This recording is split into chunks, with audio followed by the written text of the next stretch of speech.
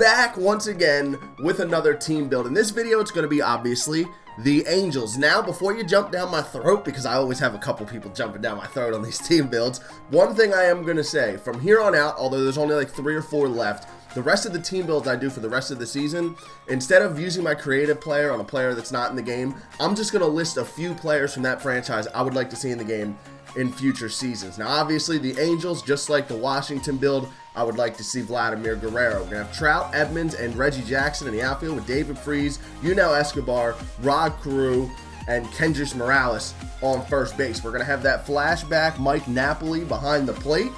Here's a look at their collection real quick.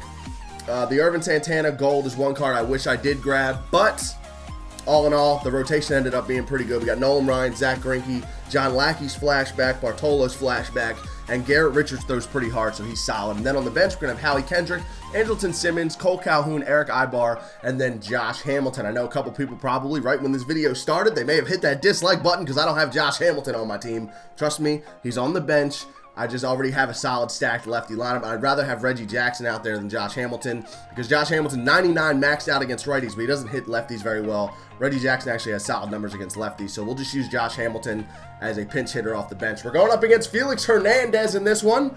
We're going to start things off in the top of the... We had a boring first inning to start it off, but Jim Edmonds in the second inning. Felix Hernandez, 10th pitch of the game. He's going to smack that right back up the middle for a single. Later in the inning now, we have 1 out for Kendrys Morales. He's in an 0-2 count. We have Jim Edmonds running, 64 speed. We put him in motion. It was a hit and run, and it worked out to perfection. We get the single between first and second. Edmonds was running on the play. He takes third, goes 180 feet on one single. That'll put runners on the corners for David Freese. We go down swinging on a slider in the dirt. And then my opponent, I'm assuming the camera angle messed him up because the catcher ran in the wrong direction. I hate when that happens. But for us, luckily, it ended up scoring us a run. So we take a 1-0 lead on the wild pitch. He threw the off speed in the dirt. Very sketchy to do that with a runner on third base, but we end up getting it to work out. Now, our turn to throw the ball here. We have Nolan Ryan on the mound. A-Rod's going to ground out to start it off. And then Robin Yountz, he's going to get the K counter started. First strikeout of the game, and then in a 2-2 count with 2 outs, we're going to get Chris Bryant to ground out the other way to Rod Carew at second base. Now, in my last team build, the Mets team build, I introduced the K counters. Right here, we're going to get our second strikeout on Matt Holliday. I introduced the K counter in the last video, and like an idiot, I got so focused on editing the video that I completely missed 2 strikeouts at the end of the game. We struck out Mike Trout, and we struck out Mookie Betts, and I did not add packs to the K counter for those 2 because the game was just such a nail biter. It was so close. I just completely forgot about those Ks while I was editing the video. So there will be 2 extra packs added to the K counter at the end of this video. And then right here, we got runners on second and third. Very dangerous inning here, but with 2 outs, we're going to get Matt Carpenter to go down swinging. Third strikeout of the game for Nolan Ryan gets us out of a jam. Still hasn't given up a hit. We're into the 4th inning. Up 1-0 still. Nolan's at 38 pitches, and that one's going to be smacked down the left field line. The no-hitter has been broken up. Kendrys Morales, that card rakes. I'm assuming it's the gold Kendrys Morales. He's on second base. So now he's got a runner in scoring position with no outs. Next man up, Alex Rodriguez. He's going to strike out on a check swing. We're going to get him out at first base, and the runner does not advance. He's still at second. Later in the inning now, he's got runners on first and second. 2 outs. Matt Holliday's up there, and in a 1-2 count, we're going to try and bury a pitch down. It was actually a pretty good pitch. We got him to punch it straight into the dirt, but he finds a hole right back up the middle. That's going to be an RBI single. We had an opportunity to get the runner at third base, but David Freese was not covering his bag, so that was out the window. Inning will continue. He's got runners on the corners now with 2 outs, and Buster Posey going to go down swinging. 5th strikeout of the game for Nolan Ryan. It's now 1-1. Headed into the top of the 5th. We have Yunel Escobar up there with 2 outs, trying to flip the lineup over, and that ball's drilled. Does it have enough carry? It does not get out, but it's going to one-hop the wall for extra bases. We get the double off Felix Hernandez, and the sucky thing about getting 2-out hits with your 8 holes at the pitchers in the on-deck circle. Nolan Ryan with a little ground ball to first. He almost beat Morales back to the bag. That could have been an RBI infield single for Nolan Ryan because Escobar was going home on the play. But doesn't get there in time. We stay tied at 1s. Into the bottom of the 5th now. We get a strikeout to start it out. And then an 0-2 count to Kendrys Morales. He's going to ground out to Rod Carew at second base.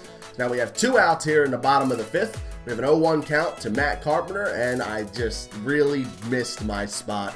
We wanted that pitch in off the plate, off of his hands. Instead, I missed my spot with that analog. We're still adjusting to the analog, still struggling with it. We gave him a little bit too much plate on that, and he drills it down the line for a homer. So he takes a 2-1 lead. Top half of the 6th now. Mike Trout up there, a 2-0 count, and Mike Trout's going to get it back. If anyone on this team was hitting a dinger, why not the best player in the world? Mike Trout hits a solo tater to tie this thing back up at 2s. We're into the bottom of the 6th. Trying to get our 7th strikeout of the game. Instead, we hung another curveball. No doubter for Alex Rodriguez up into the 2nd deck. About the same spot Trout hit his. He takes a 3-2 lead. Next man up, Robin Yount in an 0-2 count, and he's going to inside out a pitch out the right center field. That is a laser beam into the gap. He's batting .279 with his Robin Yount, and he thought about 3, but he held him up at 2. Next man up, Chris Bryant. He's going to go down swinging on the running fastball. That gets Nolan Ryan up to 7 strikeouts. 0-2 count to Matt Holliday, and he's going to hit what seemed to be a ground ball down the first base. Instead, it hops over Kendrys Morales' glove. That'll score another run. I hate that animation so much. It happens way too much. I understand if the ball was out away from him a little bit and he hit it that hard, but that ball went right over his glove. He slowly tried to pick it up and just grab it to the side of him. Didn't work out. Not very many major leaguers make that mistake, and it happens a lot in this game. We end up getting out of the inning on the next batter with the double play ball, but the damage is done. He takes a 2-run lead. Our K counter's up to 7, and we're going to bring Houston Street in here in the bottom half of the 7th inning, and he's going to pinch hit David Ortiz. 0-1 count. Big Poppy looking to blast. And Big Poppy, he got a pitch to hit, but the slider dove off the plate at the last second. That'll be a ground ball to second base. Later in the inning now, Matt Carpenter's got a runner on 3rd and a 3-2 count, and we're going to get the strikeout. Big time strikeout right there with a runner in scoring position. You'd never like having the lefty up there with a runner on 3rd, less than 2 outs, because even just a routine ground ball to second base, like this one from Morales to end the inning, would have scored a run for Matt Carpenter. But thankfully, we got the strikeout. We then get the ground out to get out of the inning. We keep it at a 2-run game, which is very feasible. We just need a bloop and a blast, and we're all tied up here into the 8th. We're running out of outs. Jim Edmonds going to hit a ground ball, and there's 2 outs at this point. We get away with one. So now there's 2 outs, and we have a runner on. Mike Napoli's up, and Mike Napoli, I've raved about this card in the past. He gets a base hit between shortstop and 3rd base. So now we have 2 on, 2 outs. 1 swing of the bat can tie it, and Kendrys Morales in a 2-0 count just misses that pitch. That's a very good pitch on the inside corner, and I missed it with the PCI. We had 2 on. We had our opportunity, but we still have 3 outs. The biggest thing here, though, is we got to keep the 2-run game. We cannot let him extend this lead. Houston Street's still out there in the 8th. He gets a strikeout of Chris Bryant with 1 out. That'll give him 2 outs for Matt Holliday, and we get him to strand a runner on 2nd. We're up to 10 strikeouts in this one. But forget the K counter. We need a W. David Freese starts it off with a routine fly ball out to center. That's not going to get it done. Yunel Escobar's going to be the next man up. 0-1 count with 1 out. We need a runner on here, but that will suffice. That's a no-doubt laser beam off the metal supply building and gone for Yunel Escobar. So now we are just 1 runner away, and look at that. I knew exactly what he was throwing there. We had the PCI on it before he even threw the ball. But like an idiot, I dropped the PCI underneath of it at the last second, and that's going to be a routine pop-up for Cole Calhoun. That was the pitch to hit. We could have had back-to-back taters to tie the game, but I messed up. And then the first pitch, Rod Carusi, he's going to inside out that down the left field line, but right at the left fielder. Very good game. GG's to my opponent. I out-hit him 8-7, but he outscored me 4-3, and that inevitably is all that matters. So we got 10 packs in that video. We have 2 left over from last video because I screwed up. So what we're going to do is we're going to rip this 10 bundle and then 2 packs. We get Jackie Bradley Jr. as our topper. Now we got 16 packs here. We're going to open 12 of them, so there will be 4 left. I have already opened these. This is a post commentary on these packs. I did a live commentary on the packs in the last video, but this time we're doing a post. We get the diamond sunglasses, the prism shades to start this one off, and now we have 11 packs to go.